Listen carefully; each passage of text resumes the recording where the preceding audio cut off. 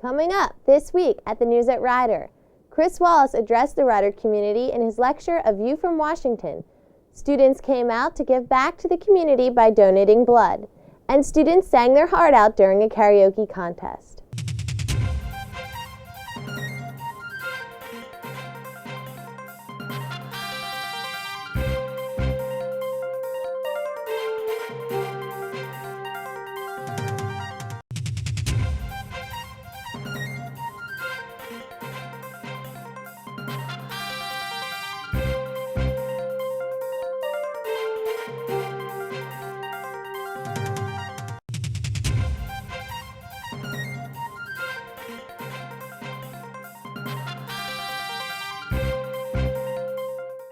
Welcome to the News at Rider. I'm Kelly Dixon. This past Tuesday, Chris Wallace, host of Fox News Sunday and son of former host of 60 Minutes, Mike Wallace, gave a Constitution Day lecture to the campus. Nicholas Balassi sat down with Wallace before his lecture for an exclusive interview. Now, an issue like the war in Iraq is obviously a touchy one when different networks are covering it, and many people say that Fox News in particular tends to have a conservative bias when they report on these kind of stories. What is your reaction as a person who obviously works there? What's your reaction to that being their mission? Do you feel it is their mission? Well, I would put it differently. I think we have a more conservative slant or approach to the news, but is that because we're so conservative, or is it because the mainstream media is so liberal? It's interesting because I came from the mainstream media, and I worked at NBC, and I worked at ABC, and I thought we were fair and balanced, if you will.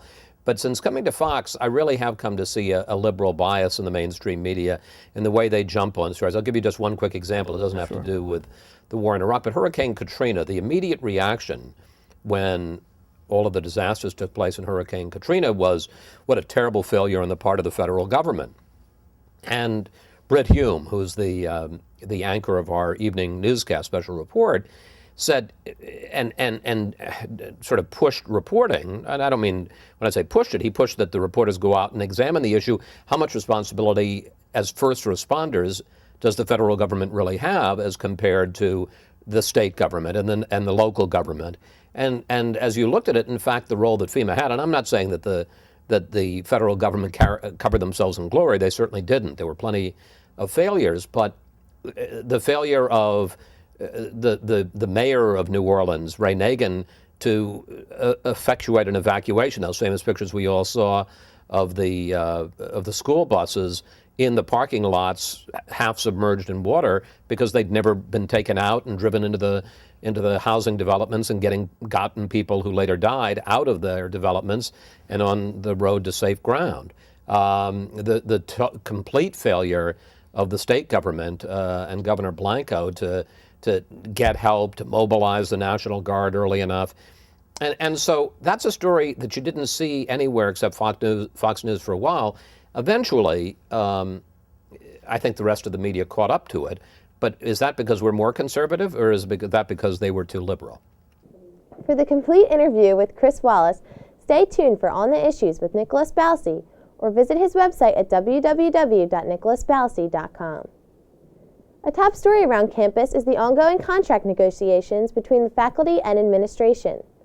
The faculty has authorized a strike vote. However, a strike is a last resort. We were unable to get any member of the AAUP to speak with us on camera, but we were able to get this statement from Joel Phillips, negotiating member of the AAUP. No one wants a strike, but the Rider faculty are committed to reaching a fair and equitable agreement that respects the rights we have gained over 30 years of collective bargaining and shared governance. Last week, the faculty authorized its negotiating team to take any action it deemed necessary in order to reach this goal, up to and including a strike. This does not mean that there will be a strike, but if a strike occurs, it will effectively shut down the university. Nicholas Balassi and John Schulter were present at the United Nations headquarters in New York for a series of conferences on climate change, featuring over 2,000 delegates from non-governmental organizations. They have produced a 3-part series of packages documenting the issues discussed at the conferences they attended. Nicholas Balassi reports the second installment of the 3-part series. The second conference we attended was dedicated to combating climate change through addressing the issue of water security. Galen Fulford, a founding partner in the Eco Village Institute, an ecological design, engineering, and training organization, called for communities around the world to reduce their greenhouse gas emissions. Right, well, the number one thing for sure is to reduce emissions of greenhouse gases, and that begins, in my view, not with policy but with individuals, and individuals talking to their friends and their neighbors, that creating movement and community, which then affects policy and then has the effect to reduce greenhouse gases and climate change, because as we saw from the slides and so forth earlier, if we get to that climate change, then water security is shot for everyone. Together, Fulford and his organization recently treated and recycled wastewater from an HIV hospital in one of India's driest and poorest regions. They accomplished this without a new water technology. You're stuck with the same, that, hey, we're all in this together, let's figure out to work with what we have. So that's more the place that I come from than looking for a technological solution, which I think is dangerous because it still locks us into the mentality that we can continue to grow and expand and, ever-expanding economy. It just doesn't work within a closed system. Others feel a new technology is the solution to securing the Earth's water quality and supply. The issue is how we do come up with green, efficient energy that will allow us to produce new water. Now, new water doesn't mean just to produce, desalinate water. Treating water, removal of organic contaminants, heavy metals, it's also an alternative because this also helps to maintain adequate environment for the next generations. Some non-governmental organizations say they are not sure if the conference will result in any action. It depends. I think it really depends about how the non-governmental organizations are able to collaborate with government officials and with the powers to be in getting action done. These panelists say that water security should be regarded as a national security issue. They say that until people value the water supply the same way they value the oil supply, nothing will get done on the issue of climate change. At the United Nations, I'm Nicholas Balassi. Next week will be the third and final installment of Nicholas Balassi's trip to the United Nations. Ryder had many new additions waiting for its returning students this fall. I had a chance to check out the newly renovated Fine Arts second floor. For the first time, freshmen may not be the only ones lost on campus. Returning students may also be confused when entering the second floor of the Fine Arts building. Over the summer, the Fine Arts second floor received $25,000 worth of renovations. Professor Sean Kilday was a member of the committee. Yeah, the original renovation was just supposed to be paint and carpeting. But as you can see, we have lovely sheetrock on the walls, so they redid these walls here and put in the black ceiling and the light fixtures. Students seem to be pleased with the changes. Well, when I came up on the second floor and opened the door, I was shocked. I mean, I just looked at the carpet and all the new renovations, and I really liked it. And I asked my teachers what happened, and they said during the summer they made the changes, and I was like, I was really pleased. If I were a new student coming here, I would think that this is a really nice school, whereas before I might have thought that it looked not very nice, low budget. So I think it will definitely help with getting new students in. Professors say they have other plans to further enhance the building. One of the problems is that they didn't have enough money to do the whole hallway completely done the right way. So it's sort of done a little bit piecemeal. Only by the TV studio and journalism lab, as you can see, do we have the new walls. Keep your eyes peeled for other changes around campus. And if you have any suggestions, don't hesitate to contact your administrators. Coming up this weekend, Ocean's 13, starring George Clooney, Brad Pitt, and Matt Damon, will be the feature film. Ocean's 13 will be played in the BLC on Friday and Saturday, starting at 7:30 p.m. The pub will be hosting a Bronc Blowout this Friday. The event runs from 9 p.m. to 2 a.m. The Saturday shuttle will be on campus this weekend. The shuttle will be running from 1 to 9 p.m. and will be going to the Princeton train station, Princeton Market Fair Mall, the Walmart Shopping Center, the Mercer Mall, and the Quaker Bridge Mall. You can pick up schedules at the BLC information desk. The third installment of the Starbucks Music Series will be featuring Matt Humphrey. The event is from 8:30 to 11:30 p.m. and will take place in the SRC. This Sunday, Rider University and the clergy of Lawrence Township will host Crop Hunger Walk to raise money for those affected by poverty and catastrophe. Walkers can register at 1:30 p.m. on the steps of the Moore Library and will start the 6.2-mile walk at 2 p.m. Donor sign-up sheets are available at Rider's Campus Ministry Office in Gill Chapel and the Center for Multicultural Affairs and Community Service in the Bart Luedeke Center. Proceeds will go to the Church World Service, the administrative arm of the Crop Hunger Walk. For more information, visit at www.churchworldservice.org. On Sunday, the SRC will be having a Sunday night football party from 8 to 11 to watch the Philadelphia Eagles play their division rivals, the New York Giants. All are welcome. This past week, students sang their hearts out at karaoke night. Nicole Lawrence was there for all the sounds. Karaoke has been popular for decades now.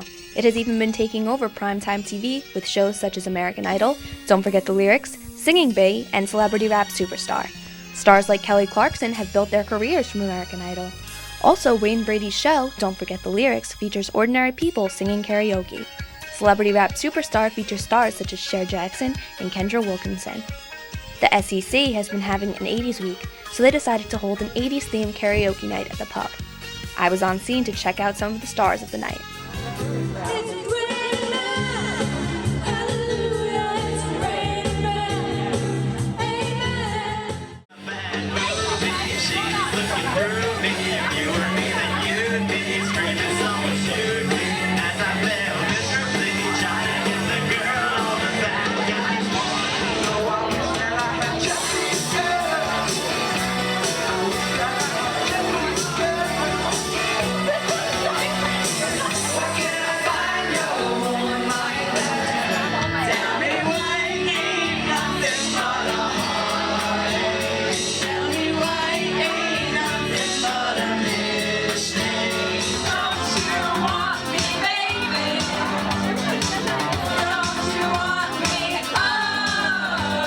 After the show, I talked to SEC member Alicia Miranda. I am the nighttime programmer for SEC, and this is our first 80s karaoke night at the pub. And the reason we had it is we kind of wanted to have a themed week so everyone can participate and have fun and just come out and have a good time. So this is the second event of the week. We just had a breakfast club this morning, and then last night we also had a movie showcase for Ferris Bueller. And Thursday we're going to have an 80s cover band with Judo Chop, and that's going to be at the BLC Theater. 80s karaoke night was a pretty big hit. I mean, a lot of people came out, enjoyed themselves, sung songs that they wanted to, they had fun, and that's all I really asked for. We haven't decided if it's going to be a monthly thing or, a semester kind of deal, but we're working on it and we have an idea of what we want to do. And hopefully it works out, and I hope to do it again. This is Nicole Lawrence reporting for Channel 20 News at Rider. Every day, millions of Americans are in need of blood. The Rider Student Blood Council had its first blood drive of the semester. Anthony Santiago was there for the details. This is Anthony Santiago here over at the Cavallo Room in the Bart Luedeke Center. Today, students are giving blood behind me. They've been doing it for 2 days now, hours 3 to 9. They come down in between classes after reading, mentally, physically prepared to give blood. It's a great cause. Everyone's out here trying to help out other students, people who need blood. You could save 3 to 5 lives with just 1 pint of blood. So let's go, we'll ask some of the students what they think about the process, and we'll get a general overview of how the blood drive really works. Today, the Rider University is having a blood drive. My name is Rodney Carswell. I am Vice President of Community Service for Delta Sigma Pi. We are co-sponsoring the event with the Student Blood Council. They asked if you've ever been out of the country, and if you ever had vaccinations or taking any medications and stuff like that. Giving blood, it really wasn't very hard. It's easy to do. It's only an hour or so out of your day. So. Yeah, my whole thought process is, since I've got the most common blood, more people need my blood, so I'm excited to give my blood today.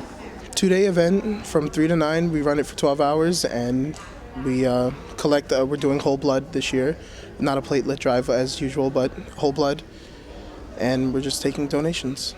It's simple. They prick your finger, and then you go over to the beds. It's a little needle poke, and then it's over in about 10-15 minutes. I think it's been really good. I recently started co-sponsoring this event with my fraternity last semester, and last semester it was a decent turnout. But ever since this one started, since 3 o'clock yesterday, the seats have been full, as you've seen probably from some of your shots, and we have a really good turnout. I think the students are responding well, and even some faculty and adults and everything. It's really important to give blood because like everyone needs it, and like it's always in like critical like need. So it always feels better to help out and donate. The benefits of giving blood to other people, it's really, it just helps them out. Everyone, there's a lot of accidents every year and everyone needs blood. I mean, it's like the general stigma about blood drives. You come out, you donate a pint, you can save up to, 5 lives, save 3 lives, 5 lives, whatever. And, it's a really good thing to do. It really does help, especially if you have one of those rare blood types. And, it's just a good citizenship, I took the liberty of giving blood myself. They had to feel for the vein, find which one was best, take my blood pressure, also find my pulse, see how fast my heart was going, and take my temperature. All preliminary measures. I move over to the bed. Then she cleans the area with iodine and sticks the needle in. When she allows the blood to start flowing through, it comes through the tube and into the pint bag. A pint is given in about 5 to 6 minutes. I sit there. And then afterwards, I lift my arm to stop the bleeding. So the process really isn't all that bad. Students here come, they answer a couple questions, they sit down, they go over to the bed. It's really not that big of a deal, and it helps a great cause. They've had a great turnout. It's just a pint of blood. You have a lot of it. So help the cause, get people blood, and you feel good about yourself. This has been Anthony Santiago at the Kavala Room, Channel 20, News at Ryder. If you forgot to give blood, stay tuned for flyers about the Blood Council's upcoming blood drive later this semester. Chess is a game of skill and mind. However, not many students know about the chess club here on campus. Sean Rainey went to find out what the chess club is all about. Chess is one of the world's oldest games. It is believed to have originated back in India in the year 625, and now, 1400 years since then, the game really hasn't changed. Today, chess is a game of tactics and strategies, and even a sport of competition. Even though millions play the game worldwide, chess here at Ryder is relatively unknown. The chess club is run by Robert Sparling, and is a club for all those who love to play chess, like the competition of the game, or just want to learn how to play the game. The kind of turnout the chess club expects to have is people who are interested in playing chess. Our goal is to play chess, promote it, encourage it, learn from it, grow from it, and anybody is welcome to come out and play. No prior experience is needed. You can be a grandmaster or you can be a beginner. It's all players of all levels are welcome to come out, and we're willing to work with anybody. We have people to teach and help you learn. I even got into the action. However, my opponent put me in checkmate and the game was over. Kristen Cowan, who plays chess with her family, came out to the event in hopes of learning how to become a better chess player. Well, my father and brother are chess fans, and I want to get better myself. Chess is very complicated, more complicated than it would seem with this small amount of pieces. It's a good mind game, and I enjoy that sort of thing. From the Shapiro Boardroom of the SRC, this has been Sean Rainey, Channel 20, News at Ryder.